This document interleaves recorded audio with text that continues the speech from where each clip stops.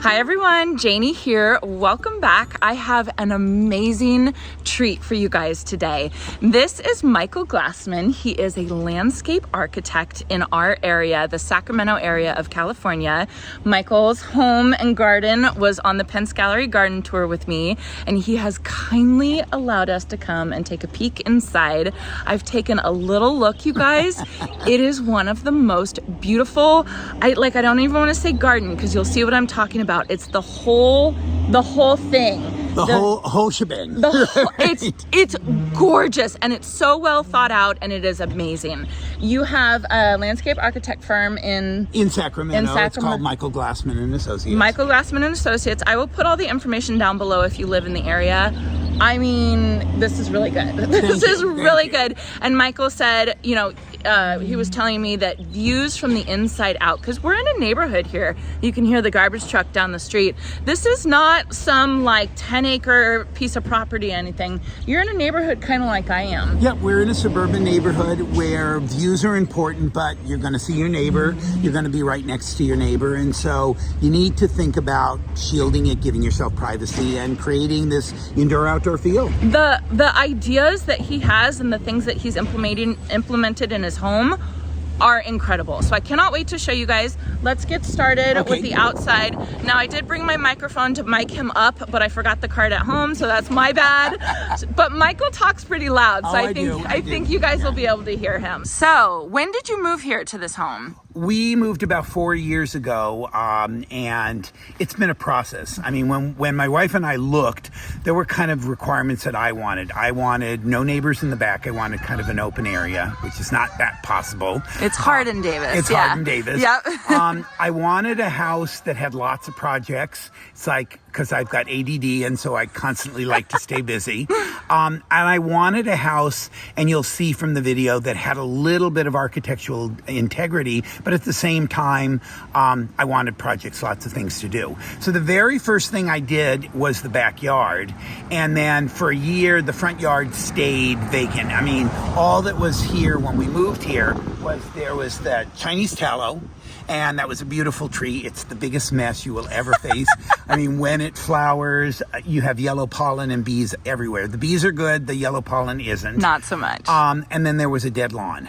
There was no separate walkway. You had to walk up this cracked driveway. And the problem with the driveway was it had sunk. So there was about an inch and a half between the sidewalk and the driveway. So you always worried you're going to break an axle on your car. And there was no way to get, so you had to walk up the driveway. So the very first thing that I decided to do was a separate walkway. Separate your modes of transportation so you have a separate walkway and a separate driveway. And of course, I did redo the driveway. We did a salt finish, very simple. I didn't want to break the bank on a driveway because it's a driveway. It's a driveway. And you were saying driveways are for cars, walkways are for people. Exactly. Which I think is beautiful. I love it. Thank you. So I put the money into the walkway, which is travertine, and it's got a rough texture so it's not slippery. And again, at night, it's all illuminated so that you don't break your neck coming up the stairs. With these beautiful lights. These are gorgeous. Those are from Kichler, and I love them because they're a little bit contemporary. They don't look like the spaceships. Yes. Yeah. Yes. Which is the thing that drives me crazy. Yeah. I know what you're saying. And then the front yard was kind of my theme for the front yard is I wanted it to look like a wild meadow. You achieved it. So the big grasses, which stay green even in the wintertime, they're Lamandra Platinum Beauty. Okay. And you can see they're wild and they're just gorgeous. The focal point off the driveway is a serpentine cedar, and I call those living pieces of art because no two are the same. And I love the way they look. They're really architectural. And then Kufia, this is Kufia vermillionaire, and it attracts hummingbirds and butterflies. That's what I love about it. You guys know these. I have this in my garden. Yep, I love those. Beautiful. And then for low maintenance, I've kind of mixed ground covers. What you're seeing is a shore juniper. Okay. And then I also have Myoporum. And then as we go a little further up, I have a funny story about another ground cover. Okay. I didn't plant, it planted itself. It planted itself. The boulders, the rocks that you'll see, I love the idea of sustainability and reusing things. These came from back behind the pool. Okay. And the original pool, we kept the shape, but it had a waterfall that leaked. So when we took it apart, we actually kept the rocks, and I used it as accents. It's amazing. And I even asked him, like, where did you get these rocks? They're beautiful. From your backyard. From my backyard. And this one's kind of cool because it collects water. I love it. It's beautiful. So let me pause and let me show you guys the clip of the before photos of Michael's home. It's incredible to see what was just here in 2018, right? Yep. Okay, go ahead. Okay. Now, as we come up here, this is kind of funny. You will notice with little berries a wild strawberry. Oh, yes. That was not planted. Oh, my bird goodness. dropped it way back there. Oh, look at that. And I thought, okay, I'm not going to pull it out. It's kind of cute. And yeah. Well, it's thriving. It's taken over. So I've decided the front yard is going to be survival of the fittest. Okay. I like it. Whatever ground cover. So you've got the Myoporum, Buda Creek, with the little white flower. You've got the juniper, and now you've got wild strawberry. Oh, I love it. Let them fight it out. So let me ask, is the ground cover irrigated in the front here? It is. I've got everything is a low gallonage shrub spray head. They get watered like 2 or 3 times a week for about 15 minutes. Awesome. And it's relatively drought tolerant, and it's thriving. It is really thriving, you guys. I would walk by this neighborhood and kind of see the house once Michael and his wife purchased it. The difference, and just watching this garden just blossom, it's been absolutely incredible. I'm so impressed with what you've done. Thanks. And then as you come up the walkway, there's a couple of really cool things. These are my pride and joy. They're called Shishigashira. They're a Japanese maple. These are old. They're about 65 years to 70 years of age. Say that again. Shishigashira. Okay.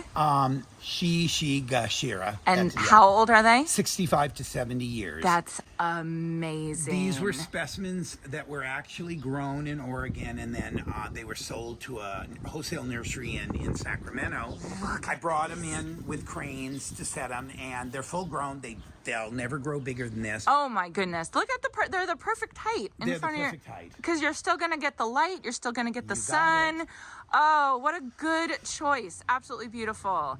And then underneath you have the foxtail ferns. Which I love. I love. And I wanted it to almost kind of seem like a meadow of it. Yep. So I did a whole grouping. And just kind of growing out of that. Oh my goodness, it's gorgeous. And then to separate me from the neighbor, and the neighbor's big RV is it's an iceberg rose, but it's red, and they bloom 9 months out of the year, and they're just spectacular. Can we show on the other side? Can we go walk over there? Sure, absolutely. You guys got to see this. It's so beautiful. Look at this. So this is the neighbor's view. That's the neighbor's view. This is what the neighbor gets to see, you guys.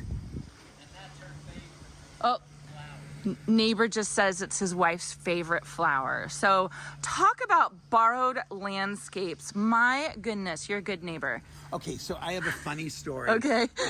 See the tree in the distance? Okay. Okay, that's a pluot. Okay. Okay, in our old house, we had a pluot, and we love it. Uh-huh. I went to the local nursery, Green Acres, and I said, give me the biggest specimen you could find. And they gave me a 5-gallon with a caliber trunk about this size. And I thought, okay, it's going to be 100 years before it grows. Right. I planted it there. That is 4 years old. You're kidding. I have no idea what it's tapped into, but I got to tell you. It's happy. It's very happy. It's a happy pluot. It's a very happy. And last year we had 30 pluots in it, and we already started to get some new ones. Oh, that's incredible. That's absolutely incredible.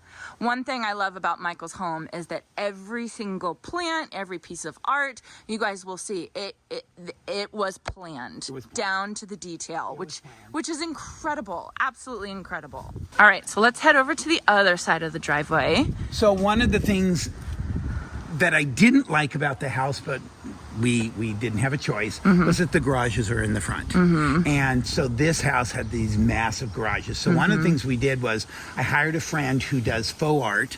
Oh. And she faux the garage doors. What? Yeah, those are not real You're wood. kidding. Those are faux. Well, she did a good job. Did she do it? I didn't even notice until you just pointed that out. Oh, you're right. Because these were the ugliest, and then these had little swirlies in it, so Yeah. I opened them up to make it more contemporary. It's gorgeous. I also love your shingles. Yeah, isn't that cool? I mean, and changed the color, and then we added a little bit of an industrial with the new lighting. it's gorgeous. It's But one of the so things that I beautiful. did was to break up all the concrete, was to do these planting pockets. It's gorgeous. It's beautiful. I love Michael. He, it's very contemporary, but he still has the beautiful roses. Oh, I love roses. It's such a fantastic, juxtaposition. Do you know what I mean? It just is so neat to see, a rose standard right here. It's so beautiful. And then over this one over here. Over here is a Julia Child. Julia Child. Look at how, it just fits perfectly. It's like it was meant to there's be. a story here. You'll notice my gorgeous bougainvillea. It's beautiful. Okay, so here's the story. Last year, my wife and I went to the Cotswolds and badminton. Oh, nice. And one of the things I fell in love with was all of the vines that grow over the buildings. And That's my favorite look. I I love it. Yeah. so I had planted the bougainvillea, and it took off, and it actually was trained all the way over the garage. Oh. Okay, and it was gorgeous, except we happened to be upstairs, and we heard this very strange scratching noise. Uh-oh. And yes, so we called the eco people. Oh, no. Yeah, to come over, and he drove up, and the first thing he said is, he goes, yeah, I can tell you what's wrong. He said, but let me check it out. He goes into the attic, and there's rats, and he goes, the first thing you have to do is, you see that bougainvillea? You need to cut it down. Yep. He said, any trees that are close to the house, they need to be cut. He said, you have made a rat highway. Oh, no. Come up there, they'll go. Oh, And they go right in. right into that. Exactly. So he said, I don't care what you do. I don't care how much you love it. That's got to go. So now I keep it trimmed. It still looks beautiful It still looks like that. It looks purposeful, and nice and manicured and neat. I know what you mean by the beautiful. Oh my God! I love that look. with the I love it. Yes, that is my favorite. it's And then so you find beautiful. out you get rats. Nah, that kind of scares me because I do have some star jasmine growing up. And that's me. I would never, if I saw a client, I would say, "Oh my God, that's gorgeous," but in the back of my mind, it's like, oh, I wonder if you've got rats.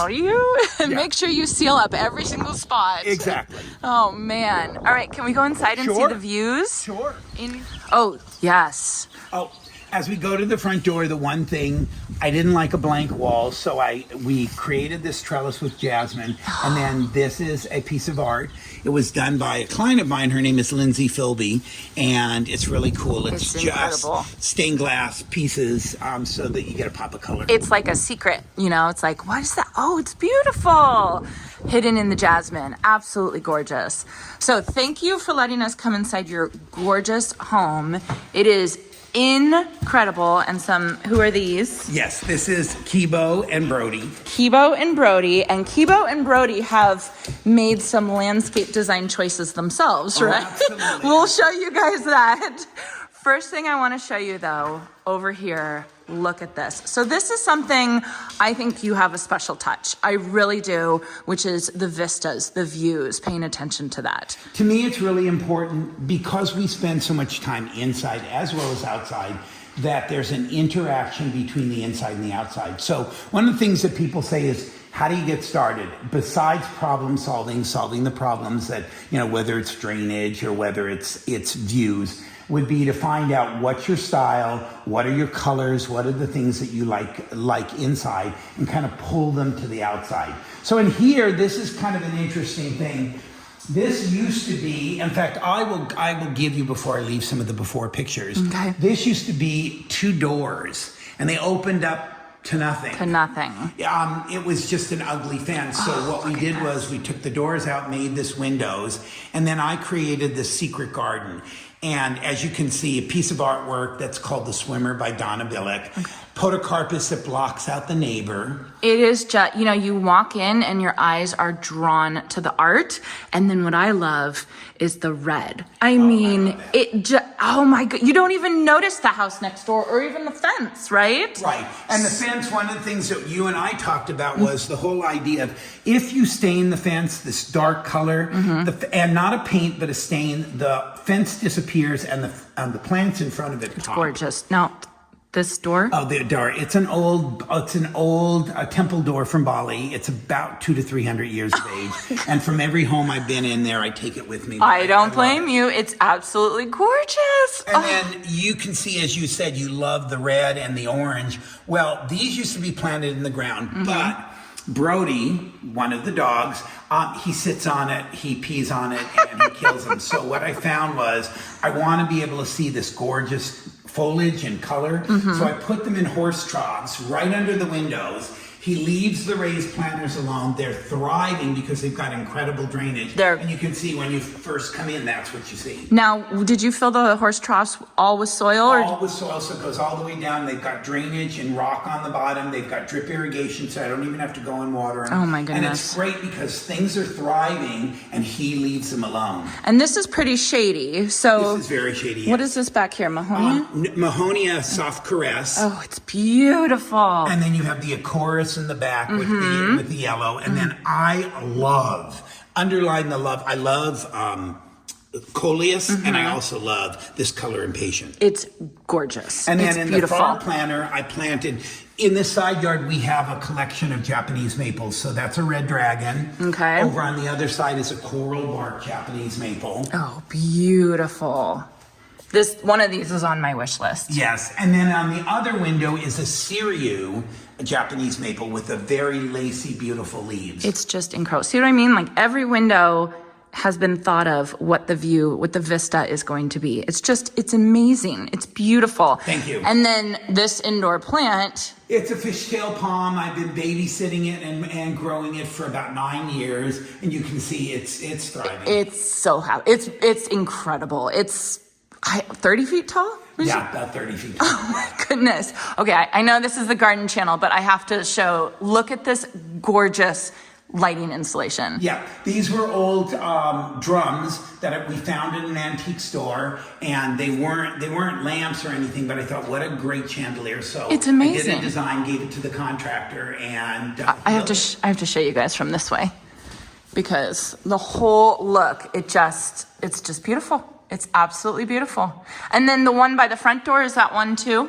Yes, that's another one. Oh, I was going to say, one of the things we did in the house was we remodeled the house totally, but the original door was tiny. And so we blew that out so that this is the focal point as you walk in. This is what you want to see. Okay, so we've got this gorgeous kitchen, this incredible view that's just pulling you out. And then this beautiful sitting room that's emphasizing all your gorgeous, amazing art. It's beautiful. It's absolutely beautiful. Before we go outside, let's show them the little secret garden. The secret garden. It's so beautiful. So one of the requirements when we bought this house, besides the great view in the back, was we wanted a downstairs bedroom and bathroom. So someone breaks a hip, you can't walk the steps, or also when people come to visit, it's separate. So there's a bedroom there, but the bedroom looked out right into the neighbor's fence. So part of the problem of living in a neighborhood. Yes. So I did these plasma screens and made this a secret garden. So now when they look out, this is the view. This is the view. This is the view, you guys. Look at this. Is this not incredible? Wouldn't you love this to be your view outside of your bedroom? So you have the screens hiding everything. You used rock as ground cover. Yes. And that's a variegated glaucoma that's spreading and will fill in. It's the focal point being from one angle is the tree fern. It's beautiful. And then from the other angle is a multi-stem strawberry tree, the Arbutus marina. Oh my goodness. And this is, if you guys live in our area, this is a really good native tree, really good option as a tree for you guys. And then behind it, which we'll see in a little bit, is our herb garden. It's beautiful. I just love that you've thought so much about the views. I just love it. Okay, now the best, the absolute best, the backyard. So let me show you guys the view. You're standing here and this is what you see. All right. Look at this home. It is incredible. So he has no neighbors behind him, which is amazing. It's a natural drainage area, so one of the things that we do have are the most incredible birds. Oh. Owls, red-tailed hawks. It's You can sit here for hours and watch the animal life behind you, which is what we love. And then there is a drainage canal that's very natural. So when the big rains came, it filled with water, and from the upstairs looking down, it almost felt like we were sitting on a river. My goodness! Yeah, it was really kind of cool. So there is kind of like a pathway, There's pathway. a walking path behind it. Actually, we open up the gate, and every morning we take the dogs out for a Oh, isn't that wonderful? and yet I made the fence high enough so you don't see the people walking. You don't. there. You have no idea that they're behind there. Right, I know but- there's a walkway back there because I've walked back there. And peeked in through it and been like, what's going on in that yard? It's beautiful. And the thing that's what I love is, I mean, look at my view. I have all these natural trees, redwoods, and the trees, and I don't have to take care of them. You don't have to. Borrowed landscape. It's the best. Exactly. But it almost looks like it's part of your It is. landscape. Isn't that amazing? It looks like you did it on purpose, right? Because you have the layers and everything. It's amazing. It's absolutely incredible. Okay, let's go this way. I want you to show off this guy right here. Oh, Hinoki cypress. Isn't that amazing? Which a lot of people say you can't grow, but it's a shade. It gets filtered sunlight. I do baby it. I use Super Thrive on it every once a month. And they are doing really well. And then I pruned it to kind of give it a little bit more of a bonsai look. Yep, it's beautiful. It's now it's on my list. Now I want to try it. And then this is, I talk to people about the outdoor. It's an outdoor room. So we sit out here. You can see the couch, the chairs. These are really a cool story because one of the things that I love using is art. And these are called eco bricks. So you'll get a kick out of these. We went down to Todos Santos where Donna Billick, who did some of the artwork, has a studio and lives there. And we said, we want to do a project with you. And these are old 5-gallon Sparklets bottles. What? Plastic. Filled. We went down to the ocean. We picked up all the garbage, all the old plastic and everything, shoved it into there, sealed it off, put lightweight concrete around and made tables out of them. So they're called eco bricks because inside of them is all this horrible all this garbage. Junk that is never going to break down, and now you're using it as art. Tell me about your couches. Your couches are beautiful. Where are they? Thank you. It's Tropitone. I've shopped a lot of different places, and I finally went because in our old house we have these chairs, the most comfortable chair you will ever sit in. Oh yeah. In fact, and they're old. They're actually 9 years old, but when people would sit in there, they wouldn't get off. Yeah. So when we brought them over here and we cleaned them up and everything, and then we wanted a couch, and I kept looking at all different styles, and finally we decided, you know what? We know the comfort of Tropitone. Yes, it's expensive, but so we went ahead and did a double couch. It's really, really beautiful. It's really gorgeous. And I just noticed this mirror up right here. It's kind of my find. I'll tell you a little secret. It's not an antique. It was an expensive World Market. Yes. Remember when it was closing? I walked in there and I saw it and I said, gotta have it. It was 75%. You did good. You did good. I wanted something really fun on the wall and I wanted to be able to reflect back. Oh, you did good. Oh, it's aging just beautifully. It really is gorgeous. And it fits in with the style of the home. Yeah. Funny, I have a World Market clock in my backyard. I loved it. It's a good place. It's a good place. Yeah. I was so disappointed when they closed. I know. We had one here in Davis and then they closed up. And so, yeah, it was kind of a bummer. So, all right. So your beautiful fireplace and then this art above it. I'm drawn to this. This is gorgeous. Captured in stone. It's a from Tunisia. It's a Shona sculpture. Okay. It's really very special, and some of the art pieces are from Africa. My wife spent a lot of time. Her family lived in Africa. Her sister lives in South Africa, so she collected some of these Shona sculptures. And I love how it's flanked with the podocarpus and then the iceberg right behind it. Yeah, which peeks out. And then I've got some carpet roses that come through, so you get the red coming through also. Oh, it's beautiful. It's absolutely beautiful. All right, take me over this way. Okay. I have a story about this. Yeah.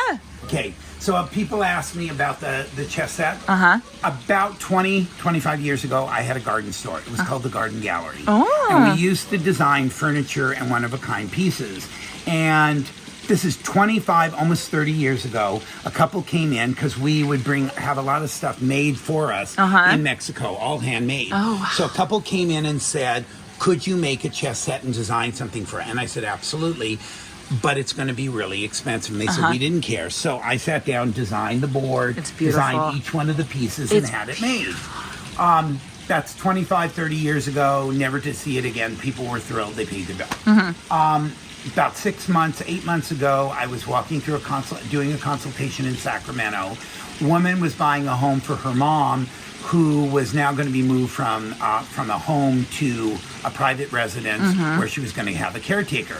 As we're walking around, and she wanted everything flat so that her mom wouldn't trip. In this grove of trees, there was this. And I said, tell me about that. And they said, well, the old owners moved out of state, and it was too heavy to take, so they left it here. Oh, my goodness. And she said, well, why do you like it? And I said, well, I designed it. And she goes, you want it? And I said, yes. So almost 30 years ago. It came back to you. Yes. It came back to you. So Oh, how I special. See what I mean by everything in your property is special. I just love it. I just think it's so that's wonderful. why I told the story. I mean, it what comes around goes around. Absolutely. And it came back. It was meant to be. Oh, that is amazing. I love it. Love it. Okay, coming over to the site. So talk about side yards, guys. Narrow side yards. Look at what Michael's done with his side yard. It's absolutely gorgeous. It's a place that you want to go. Okay, so we have the iceberg roses here. Yes. And then look at the trees. These, I couldn't get over these trees. So alternating, tell me what this one is. Podocarpus curciliar and bay laurels, Laurus nobilis. And then these are the bay tree that you can. Oh. You can dry the leaves and use them for spaghetti. Oh my goodness, that's And then amazing. I've got pineapple guavas that do produce. Oh, interesting. Okay. And then understory of carpet roses and asparagus ferns. Oh, I love it. Now you may wonder why I've got a lot of the rock. Yes. Besides the fact that I like the look of it, right. But there's reasons. And the reasons are these two. Reason number one. This is reason number one. And this is reason number two. Originally, this was a very small black pathway bark that was beautiful. The problem is he eats it and then he throws it up. Oh, goodness. And so he come in the house with vomit all over. And so we decided that that's not going to work, and you can't discipline him and not teach him. No, yeah. So we took all the bark away and replaced it with the rock. I think it's beautiful. I think this rock installation, you've made it look absolutely gorgeous. Thank you. Same with the artificial turf. Artificial turf. Yes, this is artificial turf, you guys, but it also, I tell people it's a soft hardscape because you don't have to water it. The neat thing about it is when we have parties, we can set tables on it. The dogs go to the bathroom on it, they play on it, they lay on it. And the interesting thing about it is there originally was a regular lawn here. It lasted 1 month, turned to mud because of them, and they were bringing mud inside. So we did the synthetic lawn. And the neat thing about it is, for people that have dogs, it's the best thing because it's got holes in it, so it drains. Easy to clean up poop, vomit, poop, and everything. Let's just be honest, right? Let's be honest. I mean, let's talk about the problems. Right. And then the other thing that's really neat is if it ever gets warm, you can put a sleeve in there and open an umbrella. Or I tell people if you have a bigger area, you put one sprinkler in it, and for a minute you turn it on just to cool it off. Yeah. Right. And I love it because, as I said, all year round it's green, and yes, I could have added more patio, but I didn't want more. You needed a break. Needed a break. Yeah, I think it's beautiful. I love that you've had problems in this property. Oh, yeah. This is not just a for show property. It is actually a functional, living, gorgeous property that you guys use as a family. Yeah. We use the minute the weather turns nice, we're out here all the time. The dogs, they don't have a dog run. They're out here all the time. Right. They have a doggy door. They come in and out. They've been coming in and out this whole time. And again, it's one of the things, I've got some gorgeous plants, but they have to survive both dogs, especially Brody. Brody likes to sit on them, he likes to poop on them, and he likes to pee on them.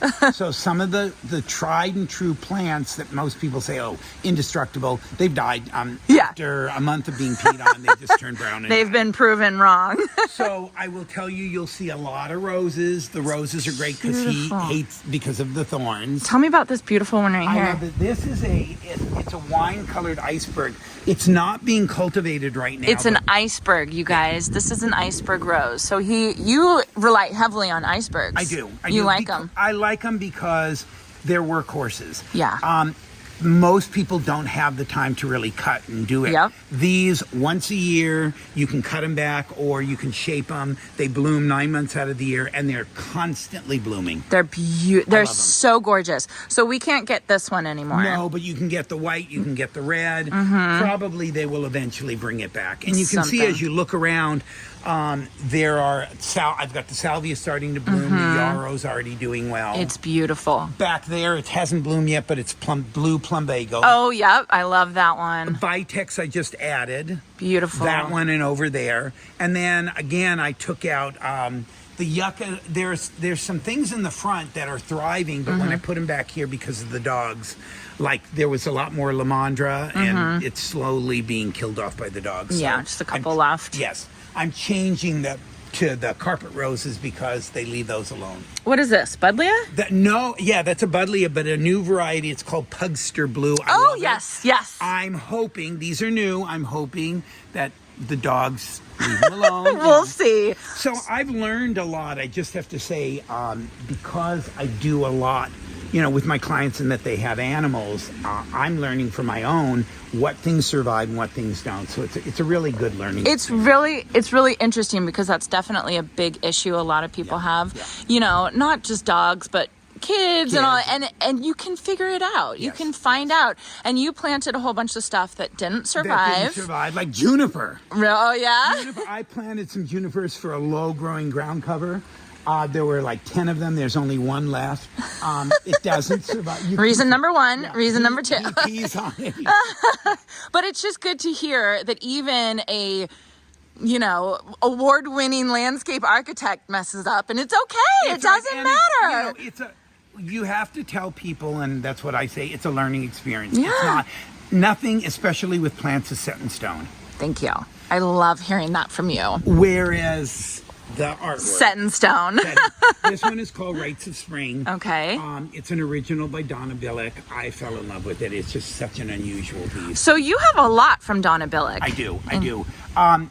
25 years ago, I worked on a project with her. We did a synagogue, and it was a great collaboration. And then I kind of lost track of her. And when I was designing the backyard, the first piece I wanted to do was the focal point behind the place. Say that again. You wanted what? I wanted a mural. I wanted something that would always look good all year round, but that would last. It's amazing. That's called natural selection. Oh, I love it. And I've had this for 4 years. My wife and I look at it, and we still see things that we didn't notice. Really? Oh, I contacted Donna, and she lives in Mexico, but she has a studio still here in Davis. And I said, I need a focal point for behind my pool. And she said, I think I have a piece. I went over to her studio, saw it, and said, I am in love. It's just incredible. I mean, I'm sure my filming is not doing this yard justice because it's it's an experience. Yes. It's a full experience that you're in this yard. It's beautiful. Now it's flanked by the serpentine cedars. And then tell us about these gorgeous, I thought they were plums. They're weeping redbuds. They're Ruby Falls weeping redbuds. Oh my goodness, I got to go look closer at it. I prune them so that they're almost kind of bonsai-ish. Wow. Look at this, you guys. Is that not the most interesting tree? They're beautiful. I love them, yeah. They're absolutely beautiful. Absolutely beautiful.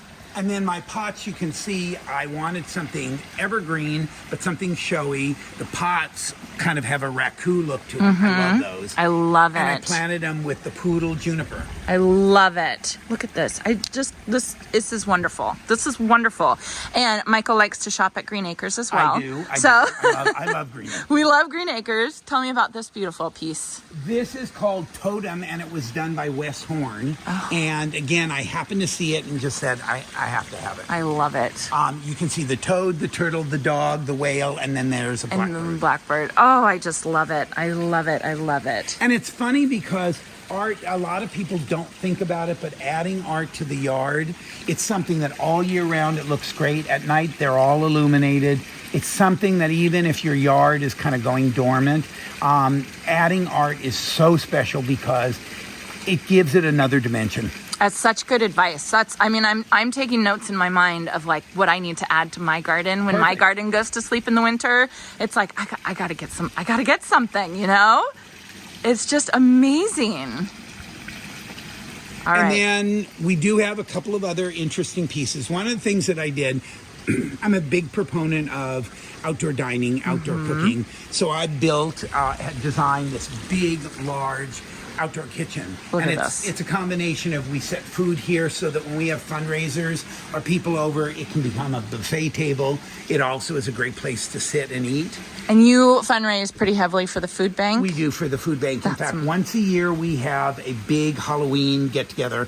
I'm a fanatic, I will admit.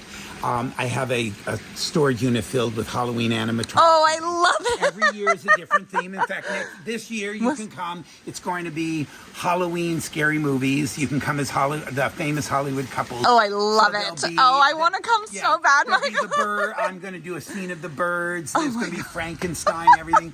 And people love it. And then we all the money we raise, we ask people to do donations, goes to the food bank. Beautiful. Yeah, I love gorgeous. All right, so show me this little garden over here. Okay, so we're not that avid vegetable gardeners, but we did want a vegetable garden. Yes. So what we did was, this is a big horse trough. It's drained, it's drip irrigated, it's got all new soil in it. It also has worm castings to recycle. And what we do is we plant our tomatoes. This is celery, these are tomatoes, these are peppers. And people may see, well, why do you have these little... Yeah, I was thinking that too. Right, aluminum foil around them. Well, 2 months ago, we planted our vegetable garden. It was a little too early, and we got cutworm. And in one night, they decimated everything. Everything turned to sticks. Oh, no. So we went on the internet and found out that one of the things that you need to do is you need to we replanted, we cleaned up the soil.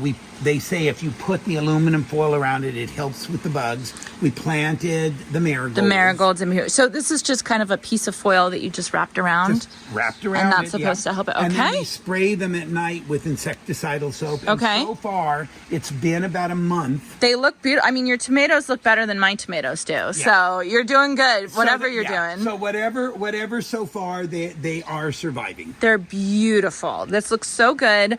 I have marigolds that I've grown from seed, and I'm going home and putting them in my vegetable garden. I love it. I love the look. Love it. I want to take a quick peek over here. I'm obsessed with your side yards. They're so beautiful, and it's a side yard. Okay, so can you guys see? So this was inside when we were kind of in the dining room area, and then these are the troughs, the horse troughs that he has, and there's that blue sculpture back there. And there's a big fig. That was from the original house. We didn't get rid of that. And it gives amazing brown turkey figs that Brody eats and gets fat. Oh, yeah. Brody the dog. Yeah. So pretty much your whole house is designed a bit around them. Yeah, it is. Your babies. Yeah. Yes. And then the last art piece that I love is this piece. It's beautiful. And this is from India. It's probably 100 years of age. The surround is all teak, and you can see the animals carved in there. Oh, yeah. Oh, yes. Oh, that's amazing. We actually found this at Water Street Antiques. Oh, really? We went up there, we were looking, and we thought, oh my God, we saw it come off the truck and said, we want it. Oh, my goodness. We want it. I have to say, the art in your garden, I feel like a lot of people miss that. Yeah. You just don't think about that. You think about all the natural things, but then just adding some art really, really makes a huge difference. It's absolutely beautiful. That's what I tell people. And it's, you think of art inside the house, but it's such art pops. Certain art pops when you put plants around it. And so you can see, Donna's pieces, Wes's piece. Right. They look pretty by themselves, but with plants around them, they just go, wow. It's amazing. And I love the point you made about when the garden goes to sleep, the art is still going to stay there. So the two things, in the wintertime, this winter, when there was all this rain, a lot of things went dormant. Yeah. The grass was still green. Yeah. It wasn't real. Yep. The art was still there. It was still there. Your jasmine was still evergreen. So I've peppered a lot of things with evergreens, like the serpentine cedars. Yep. Those were still green. Those are beautiful. I always eye those at Green Acres. Yeah, I Like, love oh, I need some. I love those. Tell me about the stain on your fence. What color is it? It's Cabot's it's a semi-solid stain. It's Stanford brown with a little black mixed into it. Okay. I use a stain rather than a paint because paint peels off, stain goes into the wood. And you can you actually can still see the wood grain. It's beautiful. But what it does is it gets rid of all that staining on a fence Yep. that's old. And Yep. it makes all the plants pop. Oh, you guys, you have no idea how proud I was when I came here and saw his fence color, because just this past year we did our fence into a dark color, and I just thought, yes, it was the right choice. It's the one thing I tell people in design. Design is in the details. Mm-hmm. All the little details matter. They're not throwaway spaces. You need to think through. And for me, as you can see, it's continuity, using the materials that flow through, using all the areas, because it's not a huge backyard. It looks bigger because we borrow from our It's not a surroundings. huge backyard, but it feels like we're in a little resort, Exactly. Absolutely. So tell me a little bit about your process of designing. You were talking about starting with the inside. Right. What I usually do is I do consulting. Mm-hmm. So I come to people's houses for an hour. I tell them to record them like you're doing now, so that they don't have to try to take notes. And a lot of times what I'll do is, it runs $200 for an hour's consultation, is I start by saying, okay, tell me what you want. Tell me what you like, what are the problems, and then I usually try to get the people to let me come inside their house so I can look at the views. Okay. I also, at that point, usually get a feel for their style, their colors, their tastes, so I can kind of see, is it more natural, is it more prairie, is it more contemporary? What are you trying to create on the inside? Because I want to tie the inside and the outside together. That's and amazing. then I come out and I give people ideas. From there, if they can take that information and run with it, or if they say, we would like you to drop an architectural plan, we quote them a price, we come out, we measure, but we sit down with them at the next meeting and say, which of the ideas did you like? What do you like? What don't you like? We pick out tile, we pick out amenities, we pick out finishes, we pick out colors. And then we develop a plan that actually, it's not only laid out with all the square footages, but it's also 3D of what it looks like. And we added one thing. We added these QR codes. When you actually photograph from the drawing, you actually can walk through your yard that hasn't been built yet. So you can stand there with your phone up and down and see, oh my God, this is what it's going to look like. Oh my goodness. And so, because a lot of people have problems visualizing. Yes. And you don't want to spend a lot of money because, let's face it, it's expensive nowadays. Yes. You don't want to spend the money and go, oh my God, I didn't think it was going to look like that. You want to know exactly what it's going to look like so that you don't make a mistake. That's amazing. So even just starting with the consultation, just to kind of pick your brain. Right. And he was saying, looking at the inside and what you like and how you like with the inside, and then bringing it outside, especially if you live in an area like we do.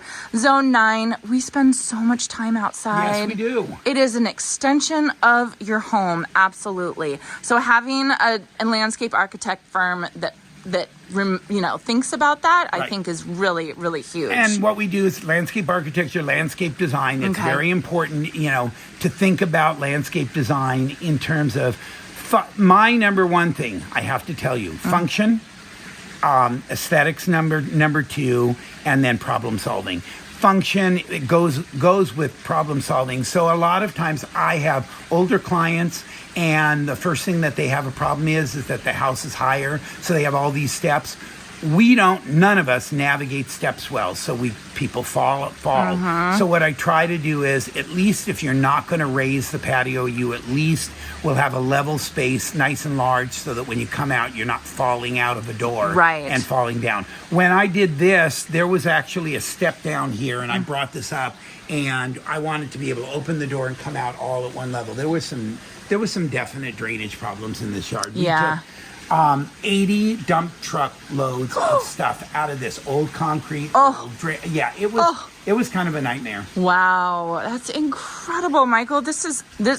This is really good. Thank you. This is really good. You got some skills. Thank you. I hope it's coming across in the video because it really does feel like I'm not in the neighborhood. I'm completely in a different space. And you guys know how much I love that. You don't have to have a huge sprawling property. Right. You know, you can have a neighborhood home. This is a beautiful home, but like just taking just little ideas like the dark fence or the art. Absolutely. Or the vistas inside out. My goodness. And let me just tell you that you're so right, because little things like I got a bid of $4,000 to stain my fence. I did it myself. Good for you. I did it for $300. I took 3 weekends with a brush and a roller, and I just went ahead and did it. And talk about bang for your buck, Yeah, right? You're not kidding. I mean, that made a huge difference, I'm sure, in this garden. Huge difference. And then the planting, people say, who do you hire to maintain? Me. Good. This becomes a labor of love, and it really doesn't take a lot of time. And it's doable. It's doable. Right? It is absolutely doable. So it is just so beautiful. Thank you. Thank you for letting us come here. Thank you for letting us see inside your home,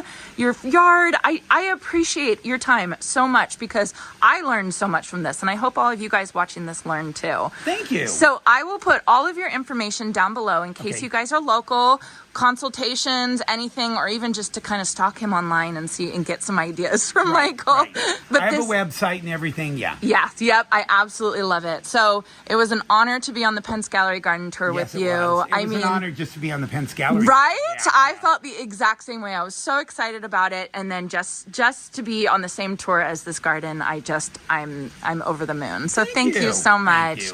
All right. Well, thank you guys. Michael is sending me some before shots, so I will be sure to add them in this video. This garden is absolutely incredible. I hope you guys enjoyed this. I hope you guys got some nice tips and tricks just like I have. I have a running list in my mind that I'm gonna run home and I'm gonna write it down just so that I can think about all of these really, really good ideas from an award-winning landscape architect. I don't mean to embarrass Michael, but really, he is very well known here, I'm sure all over California. So I hope you guys enjoyed this, and I hope you all have a chance to get in your garden today.